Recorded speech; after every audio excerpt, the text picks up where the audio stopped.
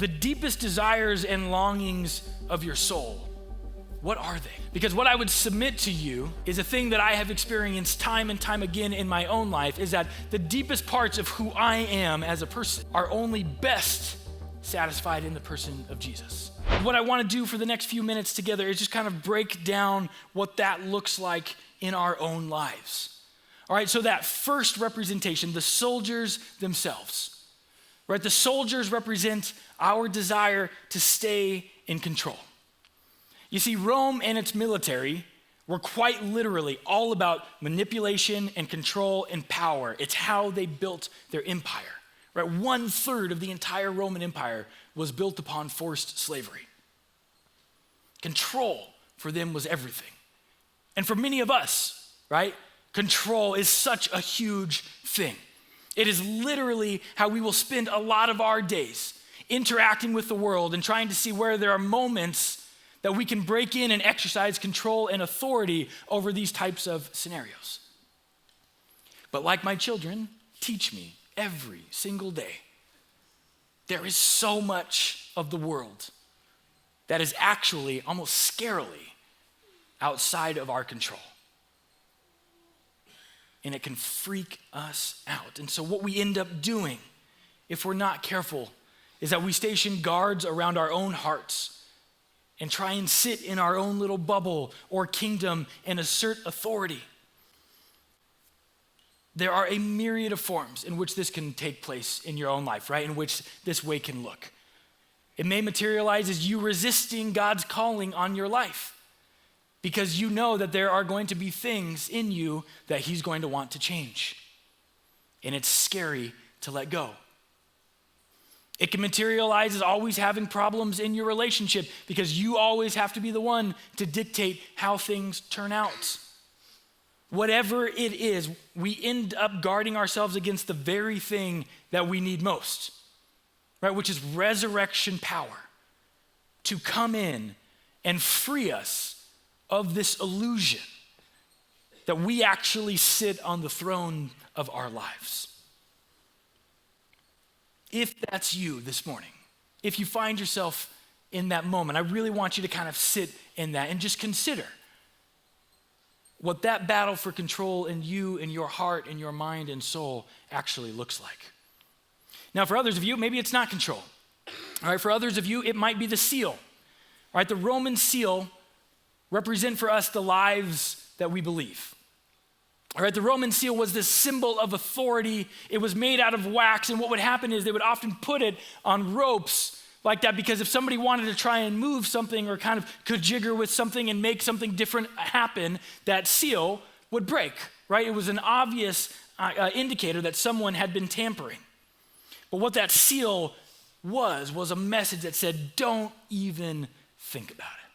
Don't even try to understand that you might have a chance that's different than what's represented by the power of that seal.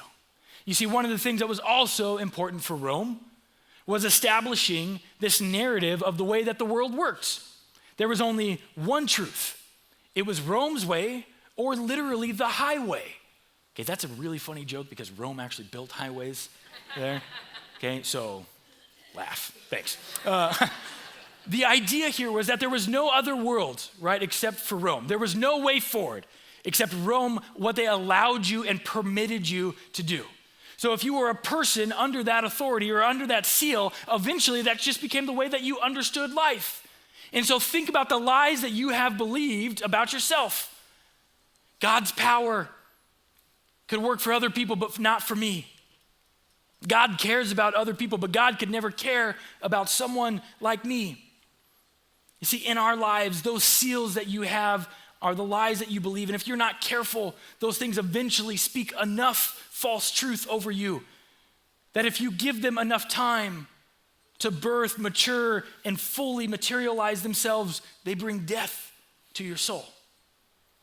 They are the very things that the enemy would want to use to leverage you away from the freedom that Christ desires for you to have this morning. Today, for you, might be an invitation to break that seal in your life. So the control, the lies, or maybe this one is you, the third one, the stone. Right? The stone is simply your unbelief. Right? The stone is the representation of unbelief. The idea here for some of you today is that you may not find yourself able to believe that the resurrection ever even actually physically happens. Right? Perhaps you've heard the stories. You've come to church for a number of years or your first time. Maybe you've seen examples in the media of like church people not being terrible.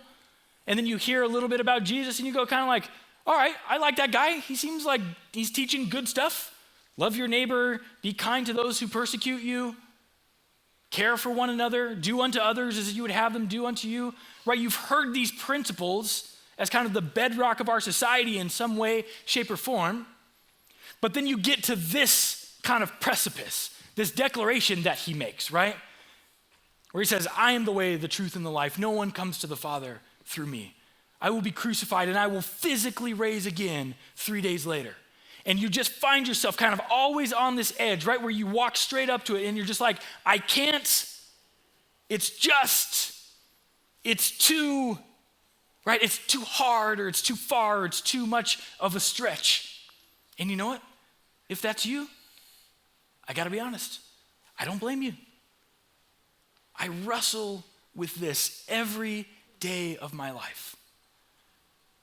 That I stand up here and I've dedicated my life and my family's life to the notion that a Jewish man who lived 2,000 years ago in an area of the world I've never even been to died and came back.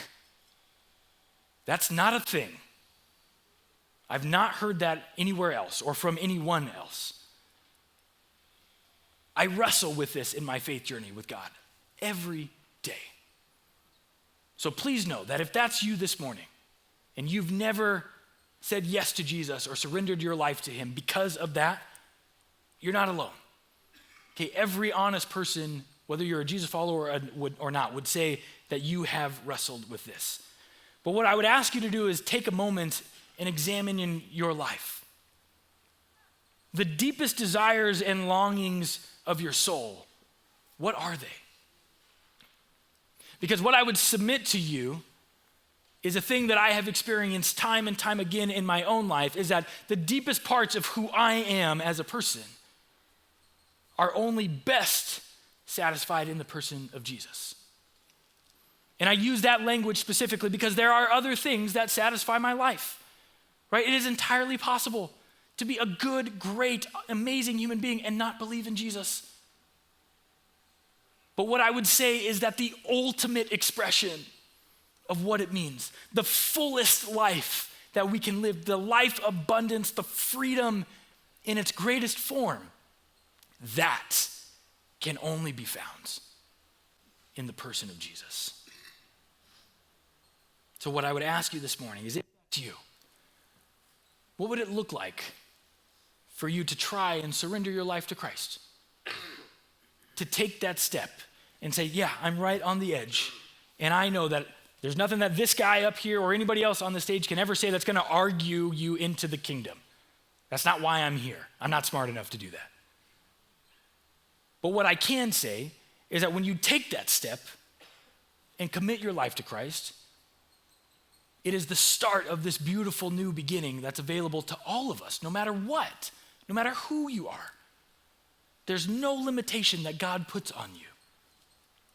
He's willing to take all of us every moment, all the time. And it's a beautiful invitation because you see, the reality is that there's nothing that we can do to be good enough, right? There's nothing that we can do to bridge that gap on our own.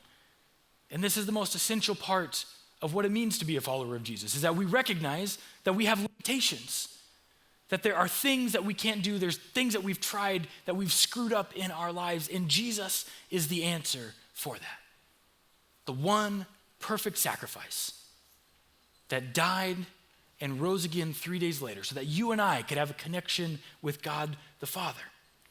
You see, what's final this morning isn't the need for you to have control over your life.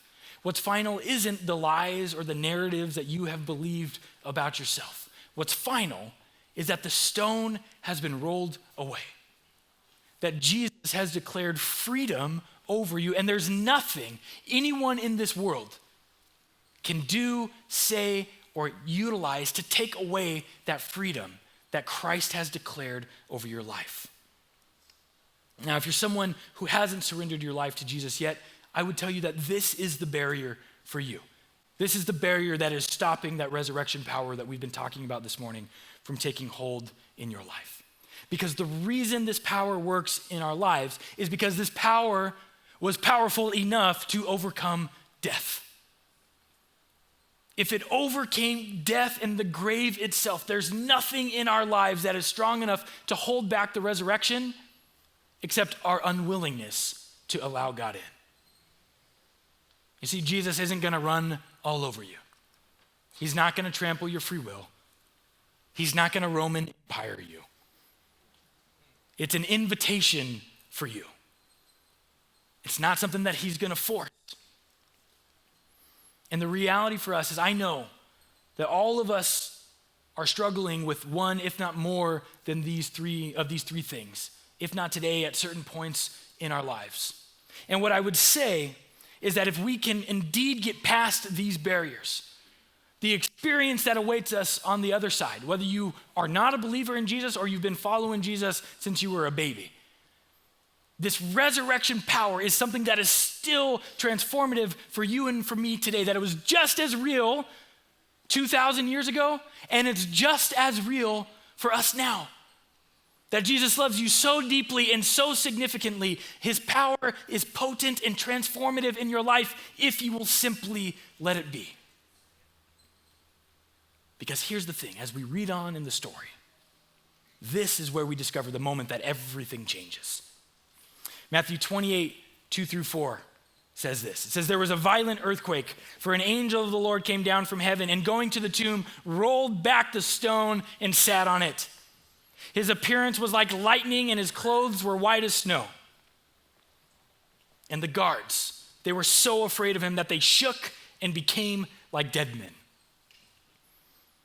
All right, now here's the reality. When the angel rolled away the stone, he didn't do it just so he could kind of let Jesus out for a breath of fresh air. Right? Jesus already declared that he was going to be coming back. But what that angel represented, why that stone was broken, why those guards were terrified and ran away, why that seal rather was broken and that stone was rolled away, was so that those people then 2,000 years ago could bear witness to the same thing that I'm preaching to you about this morning. That there was nothing in this world that was strong enough to hold back the power of the resurrection. And that's the truth for you here today.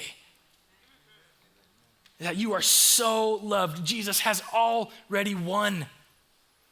The resurrection power is already available to you. And the only question you have to answer is, will you allow God to remove the barriers that you're putting up to try and stop it from coming in to your life?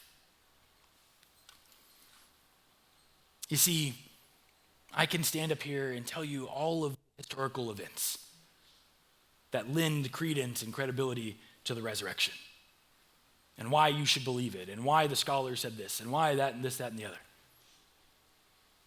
But the problem is the resurrection wasn't just like this historical event like the Battle of Gettysburg. Right? It is a present reality that we have access to this morning. Okay, and all you have to do in order to access that is make a declaration of faith, to put your belief in God.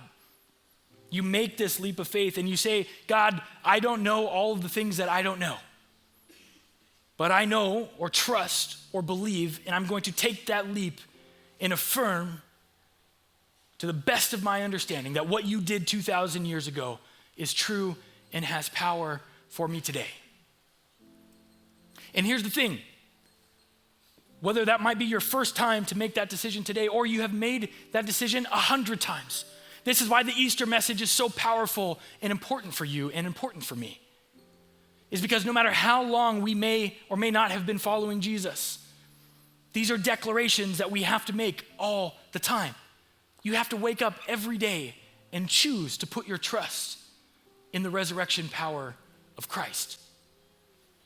Because it's then that you begin to be intentional about looking for those barriers and turning them over to Jesus. To say, I don't even have to try and be strong enough. I don't need to try and do it under my own auspices. That's not what you're asking from me, right? All Jesus is asking from you this morning is, will you trust him? Will you trust him to be the one to remove the barriers from your soul, to prevent you from living that life of freedom that you are meant to have?